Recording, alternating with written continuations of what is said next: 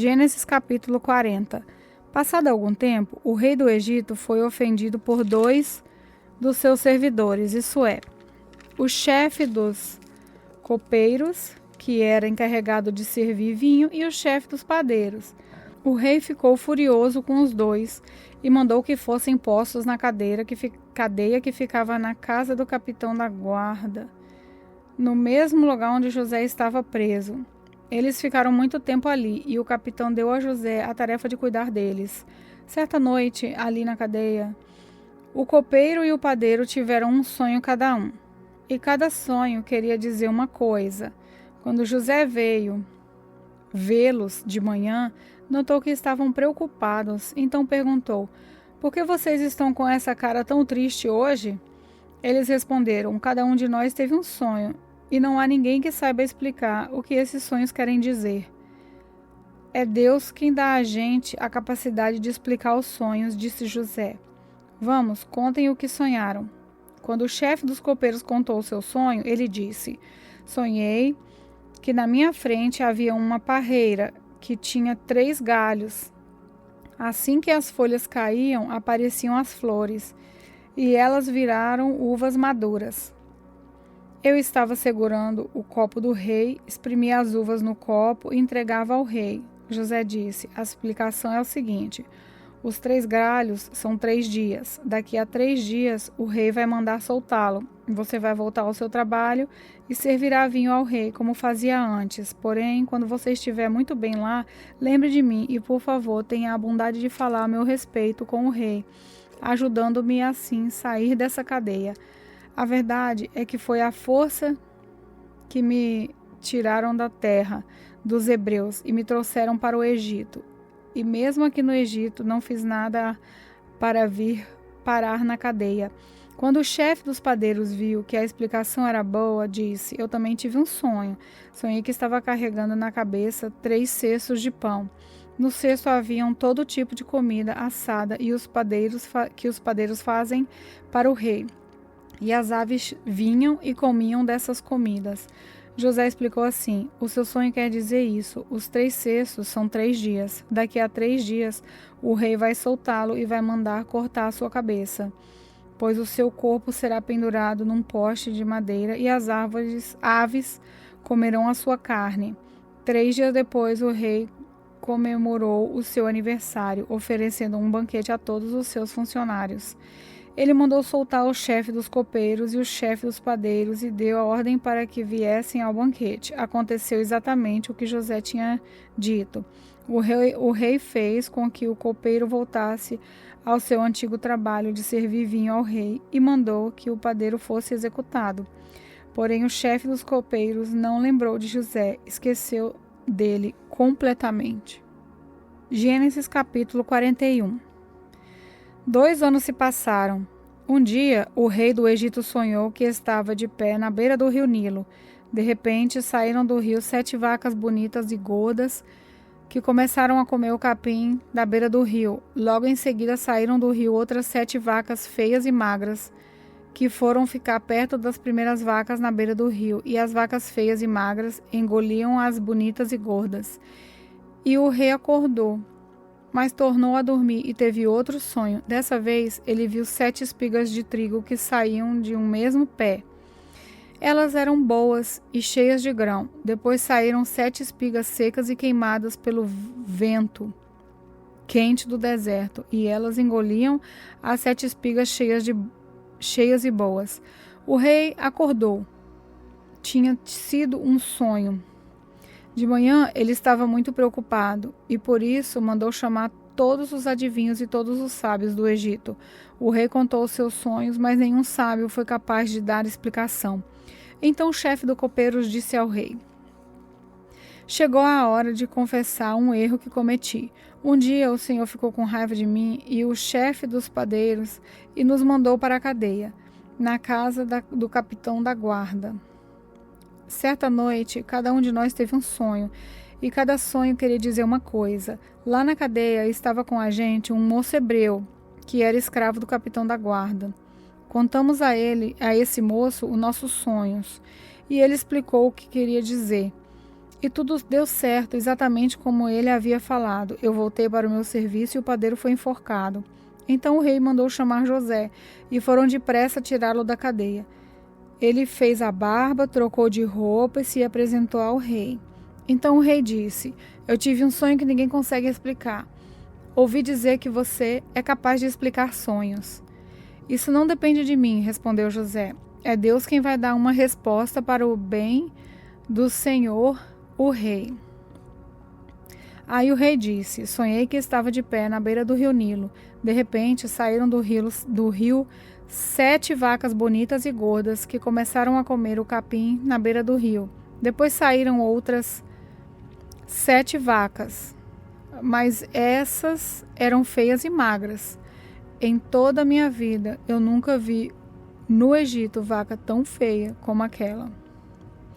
E as vacas feias e magras engoliram as bonitas e gordas, mas nem dava para notar isso, pois elas continuaram tão feias como antes. Então acordei. Depois tive outro sonho. Eu vi 7 espigas de trigo boas e cheias de grãos, as quais saíram de um mesmo pé. Depois saíram 7 espigas secas e queimadas pelo vento quente do deserto, e elas engoliram as 7 espigas cheias e boas. Eu contei os sonhos aos adivinhos, mas nenhum deles foi capaz de explicá-lo. Então José disse ao rei: os 2 sonhos querem dizer a mesma coisa. Por meio deles, Deus está dizendo ao Senhor o que ele vai fazer. As 7 vacas bonitas são 7 anos, e as 7 espigas boas também são. Os 2 sonhos querem dizer uma só coisa. As 7 vacas magras e feias que saíram do rio Nilo depois das bonitas, e também as 7 espigas secas e queimadas pelo vento quente do deserto, são 7 anos em que vai faltar comida. É exatamente como eu disse. Deus mostrou ao Senhor, o rei, o que ele vai fazer. Virão 7 anos em que vai haver muito alimento em todo o Egito. Depois virão 7 anos de fome, e a fome será tão terrível que ninguém lembrará do tempo em que houve muito alimento no Egito. A repetição do sonho quer dizer que Deus resolveu fazer isso e vai fazer logo. E José continuou: portanto, será bom que o Senhor, o rei, escolha um homem inteligente e sábio e o ponha para dirigir o país. O rei também deve escolher homens que ficarão encarregados de viajar por todo o país para recolher a 5ª parte de todas as colheitas durante os 7 anos em que elas forem boas.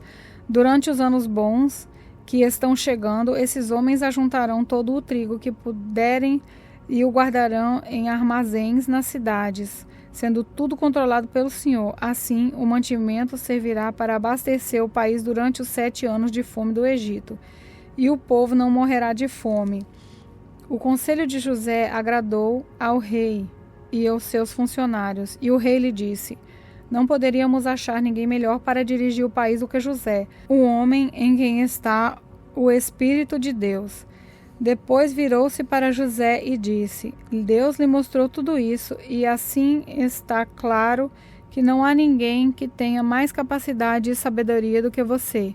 Você vai ficar encarregado do meu palácio, e todo o meu povo obedecerá às suas ordens. Só eu terei mais autoridade do que você, pois sou o rei. Nesse momento eu ponho como governador de todo o Egito. Então o rei tirou do dedo o seu anel sinete e o colocou no dedo de José. Em seguida mandou que o vestissem com roupas de linho puro e pôs uma corrente de ouro no seu pescoço. Depois fez com que José subisse no carro reservado para a maior autoridade do Egito, depois do rei, e mandou que os seus homens fossem na frente dele, gritando: abra um caminho. Assim, José foi posto como governador de todo o Egito. O rei disse a José: eu sou o rei, mas sem a sua licença ninguém poderá fazer nada em toda a terra do Egito. O rei pôs em José o nome de Zafenate Paneia e lhe deu como esposa Asenate, filha de Potífera, que era sacerdote da cidade de Heliópolis. José tinha 30 anos quando entrou para o serviço do rei do Egito. Ele saiu da presença do rei e viajou por todo o Egito. Durante os 7 anos de fartura, a terra produziu cereais em grande quantidade, e José ajuntou todos os cereais e os guardou em armazéns nas cidades, ficando em cada cidade os cereais colhidos nos campos vizinhos. José ajuntou tanto mantimento que desistiu de pesar, pois não dava mais. Parecia a areia da praia do mar. Antes de começarem os anos de fome, José teve 2 filhos com a sua mulher Asenate. Pôs no primeiro o nome de Manassés e explicou assim: Deus me fez esquecer todos os meus sofrimentos e toda a família do meu pai. No segundo filho pôs o nome de Efraim e disse: Deus me deu filhos no país onde tenho sofrido. Então acabaram-se os 7 anos de fartura no Egito e, como José tinha dito, começaram os 7 anos de fome. Nos outros países o povo passava fome, mas em todo o Egito havia de comer. Quando os egípcios começaram a passar fome, foram pedir alimentos ao rei. Ele disse: Vão falar com José e façam o que ele disser.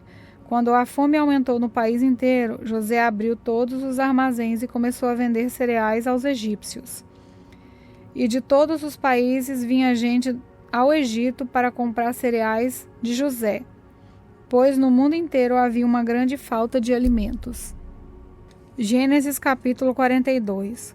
Quando José soube que havia mantimentos no Egito, disse a seus filhos: Por que vocês estão aí de braços cruzados? Ouvi dizer que no Egito há mantimentos.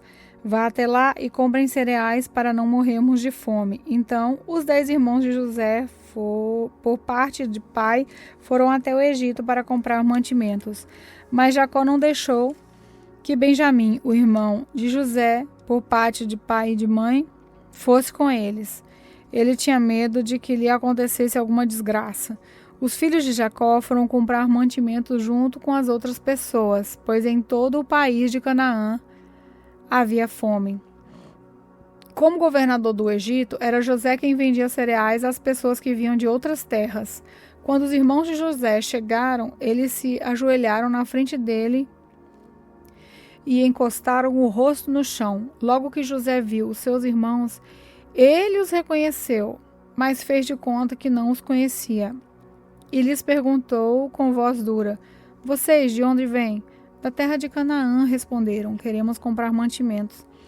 José reconheceu seus irmãos, mas eles não o reconheceram. Então José lembrou dos sonhos que tinha tido a respeito deles e disse: Vocês são espiões que vieram para ver os pontos fracos do nosso país. Eles responderam: De modo nenhum, Senhor. Nós, os seus criados, viemos para comprar mantimentos. Somos filhos de um mesmo pai. Nós não somos espiões, Senhor. Somos gente honesta. Não acredito, disse José. Vocês vieram para ver os pontos fracos do nosso país. Eles disseram: Nós moramos em Canaã. Somos ao todo 12 irmãos, filhos do mesmo pai. Mas um irmão desapareceu, e o mais novo está nesse momento com o nosso pai. José respondeu: E como eu disse, vocês são espiões.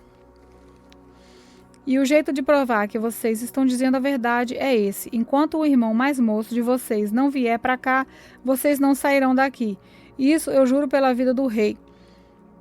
Um de vocês irá buscá-lo, mas os outros ficarão presos até que fique provado que estão ou não dizendo a verdade. Se não estão, é que vocês são espiões. Juro pela vida do rei.